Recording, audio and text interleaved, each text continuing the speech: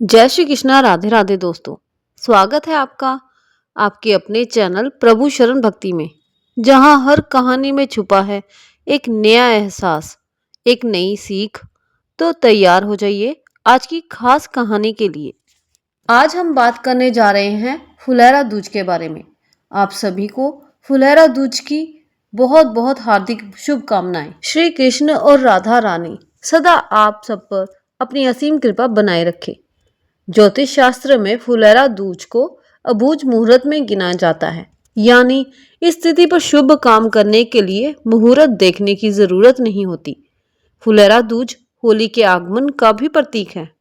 ये भी माना जाता है कि इस दिन राधा कृष्ण जी की पूजा से दाम्पत्य जीवन में मधुरता आती है। एक प्राचीन कथा के अनुसार द्वापर युग में जब भगवान कृष्ण गोकुल वृंदावन से मथुरा चले गए, तो व्यवस्था के चलते कई दिन राधा से मिलने वृंदावन नहीं आ पाए।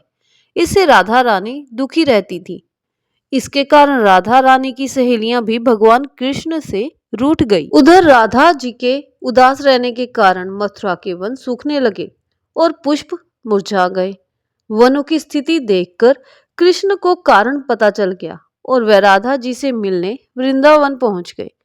श्री कृष्ण के आने से राधा रानी खुश हो गई और चारों ओर फिर से हरियाली छा गई।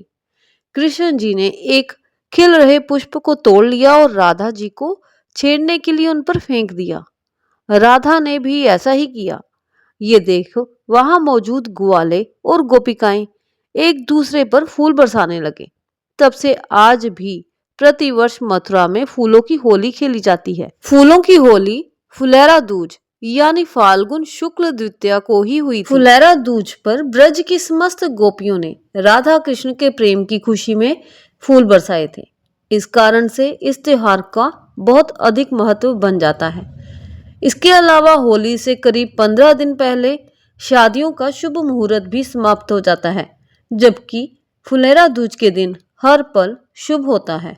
ये भी माना जाता है कि इस दिन मथुरा में भगवान कृष्ण भक्तों के साथ फूलों की होली खेलते हैं। इसके अलावा फुलेरा दूज पर शादी करने से वैवाहिक जीवन मधुरता से भरा रहता है। इसी कारण इस दिन बिना मुहूर्त के ही शादी विवाह संपन्न किए जाते हैं। फुलेरा दूज का सबसे महत्वपूर्ण अनुष्ठान भगवान कृष्ण के साथ रंग बिरंगे फूलों से होली खेलने का होता है। ब्रज क्षेत्र में इस विशेष दिन पर देवता के सम्मान में भव्य उत्सव होते हैं। घरों और मंदिरों को फूलों, रंगों और रोशनी से सजाया जाता है। भगवान कृष्ण की मूर्ति को एक सजाए गए रंगीन मंडप में रखा जाता है। रंगीन कपड़े का एक छोटा टुकड़ा भगवान कृष्ण की मूर्ति की कमर पर लगाया जाता है, जिसका प्रतीक है कि वह होली खेलने के लिए तैयार हैं। फुलेरा दूज के दिन भगवान श्री कृष्ण के लिए स्पेशल भोग तैयार किया जाता है, जिसमें पोहा और अन्य विशेष व्यंजन शामिल है। भोजन पहले देवता को अर्पित किया जाता है और फिर प्रसाद के रूप में सभी भक्तों में बांट दिया जाता है। इस दिन गोबर से गुलरियां बनाई जाती हैं। इसके तहत महिलाएं गोबर के छोटे छोटे गोले बनाकर उसमें अंगुली से बीच में सुराख बनाती हैं।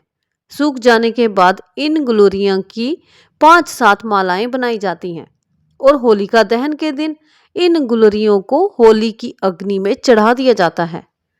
फुलेरा दूज का पर्व फाल्गुन शुक्ल पक्ष द्वितीया को मनाया जाता है।